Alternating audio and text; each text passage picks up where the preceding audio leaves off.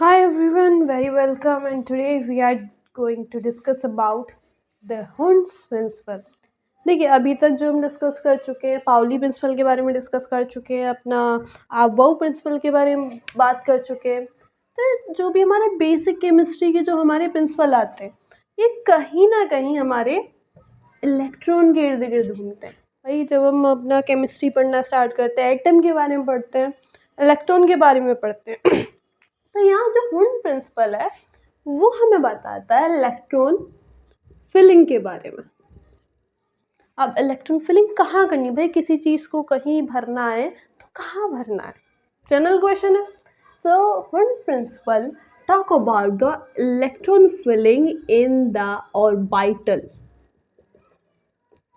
देखिए वैसे हम डिस्कस कर चुके हैं कि ऑर्बिटल क्या होता है, ऑर्बिट क्या होता है, शेल क्या होती हैं, सब शेल क्या होती हैं। तो एक और बार हम इसको रिवाइज करा दे रहे हैं जस्ट क्योंकि ये चीज़ें ना ध्यान रहनी चाहिए, वाइवा वगैरह में पूछ लेते हैं। Orbital is nothing but the 3D space where, देखिए राइटिंग में थोड़ा हो जाए तो देख लीजिएगा, प्रोबेबिलिटी ऑफ फाइंडिंग इलेक्ट्रॉन सारी बात इलेक्ट्रॉन के ही आसपास घूमेगी।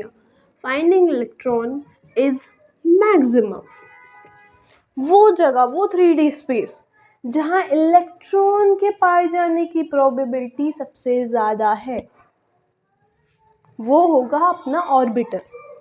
अब इलेक्ट्रॉन फिलिंग, लेकिन यहाँ हुंड प्रिंसिपल में एक बहुत इंपॉर्टेंट चीज़ आती है कि जो ऑर्बिटल हैं, जिन भी ऑर्बिटल्स में हम इलेक्ट्रॉन फिलिंग करने वाले should belong to the same sub shell. इसको आप स्टार मार्क कर लीजिएगा, सेम सब शेल। सब शेल क्या होती है, देखिए ये चीज़ें हमें पता है। न्यूक्लियस, आपका ऑर्बिट, 4 ऑर्बिट मेनली हम दिखाते हैं, हो तो कितने भी सकते हैं। ऑर्बिट्स, ऑर्बिट्स के नाम क्या है K L M N. K shell में these are shells, these are shells. यहाँ हम बात कर रहे हैं सब शेल की। सब शेल क्या होती हैं, के शेल में S sub shell, L shell में एस एन पी, एम में S P D and N में एन शेल में होती है S P D F. Right, ये होती है हमारी सब शेल्स। हम कह रहे हैं, हुंड प्रिंसिपल कह रहा है कि electron filling in the orbital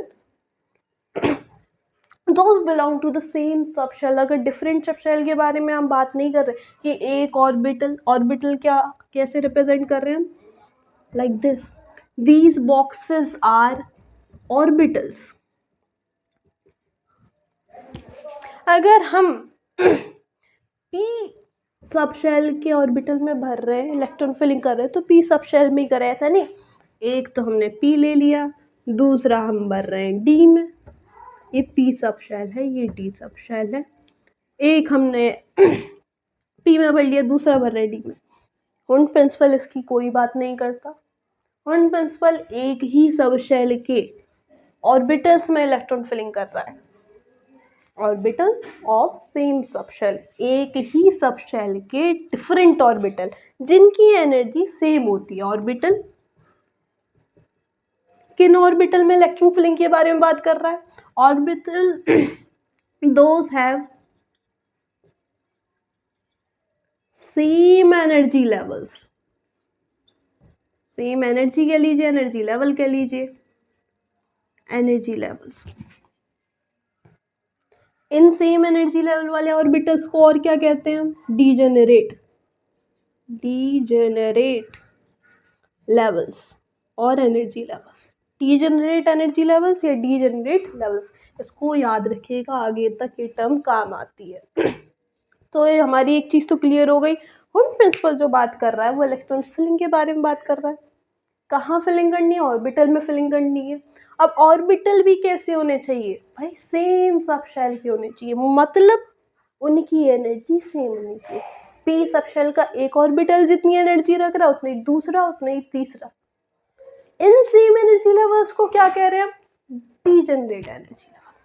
तो ये तो कुछ हमारा बेसिक हो गया कि भाई हुंड प्रिंसिपल होता क्या है। अब एक बार हम इसका देख लेते हैं कि स्टेटमेंट, कि भाई इन्होंने लिखित में क्या चीज़ कही।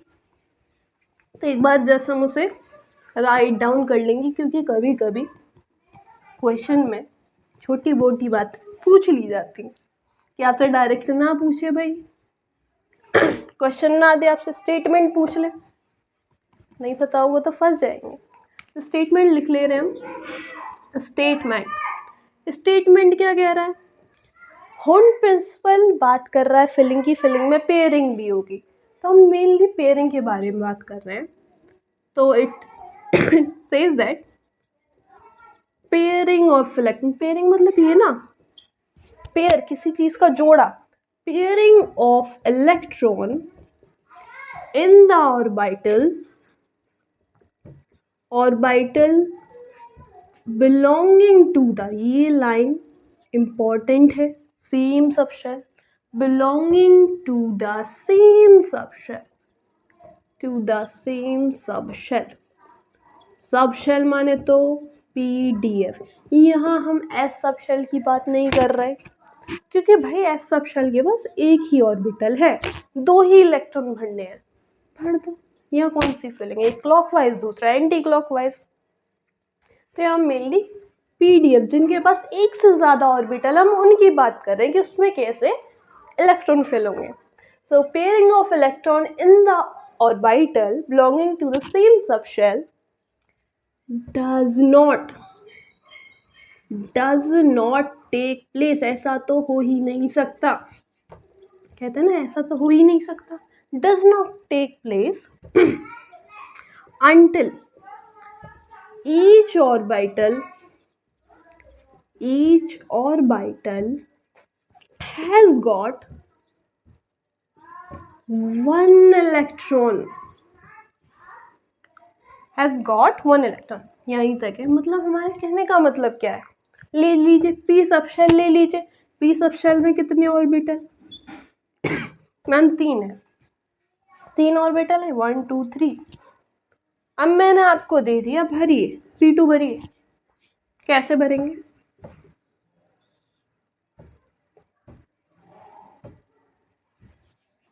इनके अकॉर्डिंग इलेक्ट्रॉन फिलिंग कैसे होगी कि भाई पहले हर एक इलेक्ट्रॉन में, हर एक ऑर्बिटल में एक इलेक्ट्रॉन जाना चाहिए, एक ऑर्बिटल में एक इलेक्ट्रॉन, दूसरे ऑर्बिटल में दूसरा इलेक्ट्रॉन। आप भरते टाइम, इलेक्ट्रॉन फिलिंग करते टाइम ऐसे नहीं करेंगे, P2 दे दिया, भर गया, मैम भर गया, ये गलत हो। हमेशा ध्यान रखिएगा कि अगर जब तक हर एक ऑर्बिटल में एक एक इलेक्ट्रॉन नहीं भर जाता, हम पेयरिंग नहीं करेंगे। P3 दे दिया, दूसरा एग्जाम्पल लीजिए P3, 1 2 3, सही चल रहे हैं हम हुंड प्रिंसिपल के अकॉर्डिंग। अब बात करते हैं पेयरिंग। यहाँ तो सारे सिंगली ऑक्यूपाइड हो गए, अब बात कर रहे हैं पेयरिंग। पेयरिंग में क्या होगा? 1 2 3, सारे ऑर्बिटल पेयर सिंगली ऑक्यूपाइड है, हर एक एक इलेक्ट्रॉन है सबके पास। अब होगी पेयरिंग, जब सबके पास एक एक इलेक्ट्रॉन, सबका सेम लेवल हो गया, अब भरिए electron. P4, this is right, इसको मिटा लीजिएगा, कहीं हमेशा गलती रखें। P4 भरिए, P5, 1 2 3 सिंगली ऑक्यूपाइड होगा, आप पेयरिंग कराइए 4 5। तो इस तरीके से हमारे इलेक्ट्रॉन बनेंगे। इसी तरीके से डी का एग्जाम्पल देख लीजिए, डी आप ले लीजिए 8, D8, डी सबशेल में कितने ऑर्बिटल्स होते हैं? डी सबशेल में हम 5 ऑर्बिटल होते हैं, पी में 3 होते हैं, एफ में 7 होते हैं। तो भरिए, सिंगली ऑक्यूपाइड करेंगे पहले, राइट। अब पेयरिंग 6 7 8। तो इस तरीके से इन्होंने हुंड प्रिंसिपल ने कहा कि भाई इलेक्ट्रॉन की फिलिंग सबशेल्स में ऐसे होनी चाहिए। अब इसमें भी इन्होंने दूसरा टर्म किया, तो पहला टर्म हो गया हमारा, पहली बात हो गई। लेकिन इसमें आप ऐड ऑन कर लीजिए कि अगर किसी सबशेल में जो हमने पहले पहले इलेक्ट्रॉन बने क्लॉकवाइज बने, इसको हम क्लॉकवाइज से दिखाते, लेकिन ऐसा नहीं है कि ये हमने एकदम डेफिनेट कर दिया कि मैम ये तो क्लॉकवाइज है और ये एंटी क्लॉकवाइज है। नहीं, अगर आप इसको क्लॉकवाइज दिखा रहे हैं तो दूसरे वाले को एंटी दिखाएंगे। अगर आप इसको क्लॉकवाइज दिखा रहे हैं तो दूसरा जो भरा जाएगा उसको एंटी मानेंगे। देखिए कुछ भी ऐसा नहीं कि हमने इलेक्ट्रॉन ला के देखा है, नहीं ऐसा नहीं है। हम मानते हैं कि ये साइन हमने क्लॉकवाइज माना है, तो जब दोबारा थर्ड के बाद फोर्थ इलेक्ट्रॉन आएगा तो वो एंटी क्लॉकवाइज भरा जाएगा। सेम क्लॉकवाइज एक ऑर्बिटल में नहीं रहेंगे, क्लॉकवाइज एंटी क्लॉकवाइज एक ऑर्बिटल में रहेंगे। सही ऐसा नहीं भरा जाएगा कि ये ले लो भर गया मैम भर गया, दोनों क्लॉकवाइज कभी नहीं भरे जाएंगे। एक ऑर्बिटल में सब क्लॉकवाइज भरे, अब भरे जाएंगे एंटी क्लॉकवाइज, क्लॉकवाइज के बाद एंटी क्लॉकवाइज। ये हो गया आपका दूसरा पॉइंट। देखिए मैंने जहाँ भरा है क्लॉकवाइज भरे, देन ये चल रहा है एंटी, ये चल रहा है एंटी। अच्छा इसमें एक और चीज़ लिख लीजिए कि जो हमारे हाफ फिल्ड और फुल फिल्ड सब शेल्स है, half filled and full field, these subshells or these orbital are more stable.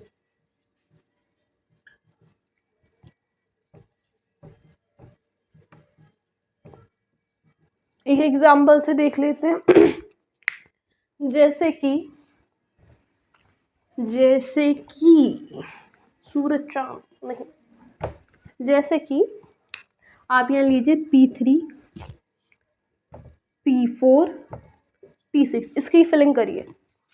आप वीडियो को पॉज कर लो, आपके पास 3 सेकंड है, 1 2 3। अब मैं इसको कर रही हूँ। चलिए पी सब शेल में 3 ऑर्बिटल भरिए, 1 2 3। तो ये जहाँ सब सिंगली ऑक्यूपाइड हो गए जिस सब शेल के सारे orbital, that's called half filled. Full field का मतलब क्या है भाई, पूरी तरीके से झोली भर जाए, तो इसी तरीके से पूरी तरीके से ऑर्बिटल भर जाए क्लॉकवाइज, देन एंटी। P6 पूरा भर गया, ये है आपका फुल फिल्ड। FF मत लिखना, फुल फिल्ड लिखना। P4 की तो मैम हम महारत हासिल कर चुके हैं, हमें पता है। पहले सिंगली ऑक्यूपाइड, देन फोर्थ आएगा एंटी क्लॉकवाइज। ये होता है हमारा नॉर्मल फील्ड है, ये हाफ फील्ड, ये फुल फील्ड। अब इसमें कौन, ये तो समझ लिया मैम P6 और P3 P4 से ज़्यादा स्टेबल है। स्टेबिलिटी ऑर्डर सही से लिखना, नहीं तो कमेंट आएंगे मैम दिख नहीं रहा। स्टेबिलिटी ऑर्डर मैम ये तो हमें पता चल गया कि जो P4 और P6 है ज़्यादा स्टेबल हैं P4 की। अब इनमें कैसे पता लगाए हम, इनमें कैसे पता लगाए कि कौन ज़्यादा स्टेबल है, हाफ फील्ड या फुल फील्ड? भाई जनरल सी थिंग है, जो पूरी तरीके से फिल्ड हो चुका है, पूरा झोली भर चुकी है, that will be more stable than half filled. Full filled always be more stable than half filled. Then आपका अदर कन्फिग्रेशन आएगी, सॉरी P3 यहाँ भी लिख दिया मैंने, P3 सही कर लीजिएगा, P3 एंड P4। यह आपका होता है स्टेबिलिटी टर्म। इसको ध्यान रखिए, क्वेश्चन में आता है, जनरल आपसे जैसे पूछेगा नहीं, लेकिन क्वेश्चंस में मतलब हमें ध्यान रखना होता है कि स्टेबिलिटी क्या होगी। चलिए इसके हम कुछ क्वेश्चन दे देते हैं, उसको अपनी अगली क्लास में एक बार डिस्कस कर लेंगे। आप होमवर्क लिख लीजिए। तो आपको इलेक्ट्रॉन फिलिंग करनी है D9 की, D9। देखिए D9 में भी कुछ बच्चे कहेंगे मैम D9 होता नहीं है, D4 नहीं होता, माना नहीं होता, बट आप करके देखिएगा। D4 P5 P1 and F14 F8 F12 D6। चलिए इतने कर लाइएगा। एक बात ध्यान रखिएगा, P में 3 सब शेल्स होती हैं, 3 सब शेल्स, राइट। D में 5 सब शेल, सॉरी सब शेल नहीं, सब शेल तो PDS PDF है, 3 ऑर्बिटल्स होते हैं, राइट। थोड़ा थोड़ा कभी कभी मिसिंग हो जाता है तो ज़्यादा माइंड नहीं। D में 5 ऑर्बिटल, F में 7 ऑर्बिटल, ठीक है। इसको याद ध्यान में रखते हुए हम इलेक्ट्रॉन फिलिंग करेंगे। So this is something about the Hertz principle जो आज हमारा कंप्लीट हुआ। सो अब thank you very much for watching the video and we'll meet in our next video. Thank you so much.